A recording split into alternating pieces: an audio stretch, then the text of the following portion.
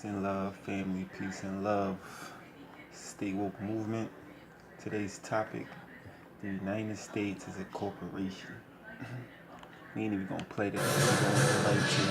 We're going right to it. Can the American people change Washington, D.C.? Washington today, you cannot fix Washington.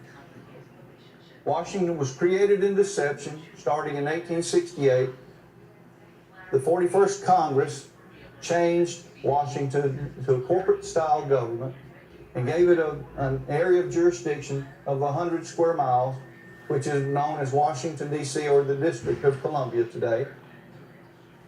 In 1974, some of the land was taken back from Washington, and today, Washington is 68 square miles. Anyone who claims to be a citizen of the United States, under legal definition of the United States, is pledging their allegiance to Washington, D.C. or the District of Columbia. They are not Americans. You can be a U.S. citizen or you can be an American, but you can't be both. It's impossible. The total jurisdictional authority and territory of the corporation in Washington is the District of Columbia, period. It has never been legislated any differently than that. So why is the District of Columbia ruling over the states in America? Well, they're doing it, go back to the implied consent that we talked about earlier. They are using the implied consent of the people because we are not saying no. You can throw everybody out of Washington. You can vote every single one out. You can change the president, change the entire Congress, and you cannot change Washington. It was created in deception. It has operated in deception since 1868, and nothing you do to change it, there's nothing you can do to change it. You can't change Washington. Washington is what it is. A leopard cannot change its spots. They cannot turn over a new leaf because the laws are designed for them to deceive, lie, and cheat the American people, and we can document that. Thank you, Senator. You could document that. That the United States that you think of is a corporation. And the birth certificate gives them contract to treat us like whatever. Because we're Given property. what most Americans believe, the next So we statement gotta may be more do shocking your than any homework on it, previous. man. Act of 1871. The fact is, the United States is not a country, but a corporation contractually created by the Constitution.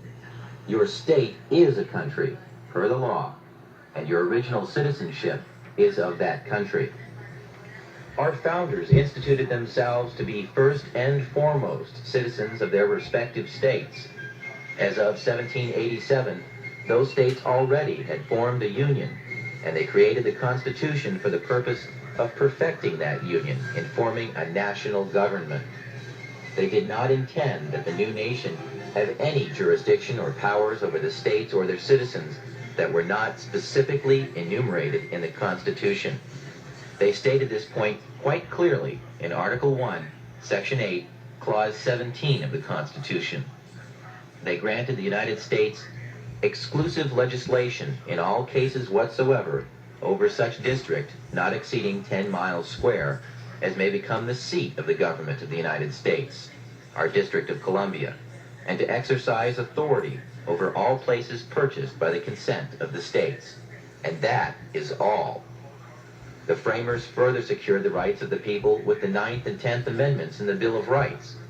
In the 9th, they established that the enumeration in the Constitution of certain rights shall not be construed to deny or disparage others retained by the people.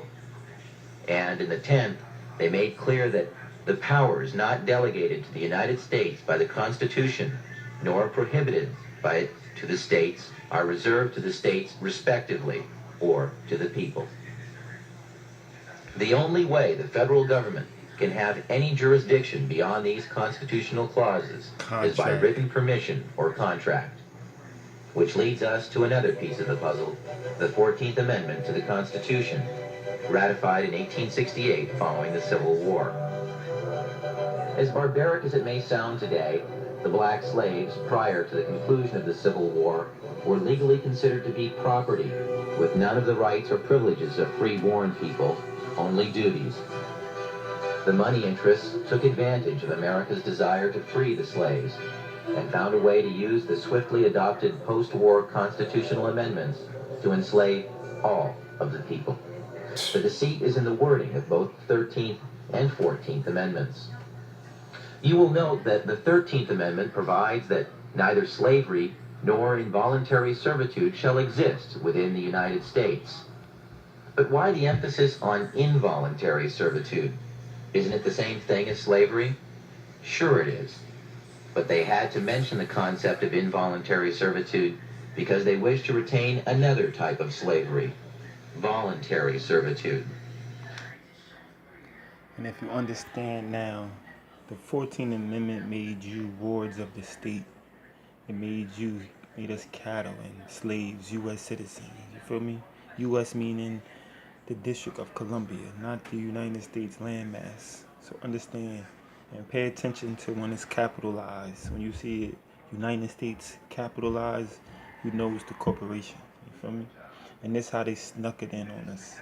You heard them say you have to be under contract.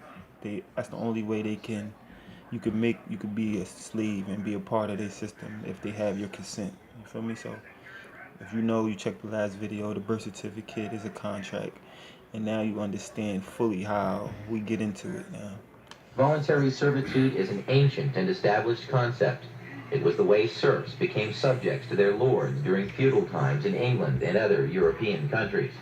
It was a way for free men to earn a living at a time when all property was held by a select few, and thus anyone who wanted to farm and support their family had first to agree to be subject to a lord of the land. Our forefathers hated this concept and designed our Constitution to exclude titles of nobility, making all Americans sovereign. The 14th Amendment turned the intention of the founders on its ear by making voluntary servitude a requirement for former slaves to gain the rights already guaranteed to free-born United States citizens. When the slaves were released from their involuntary servitude following the war, their status was changed from that of being property to that of being a person.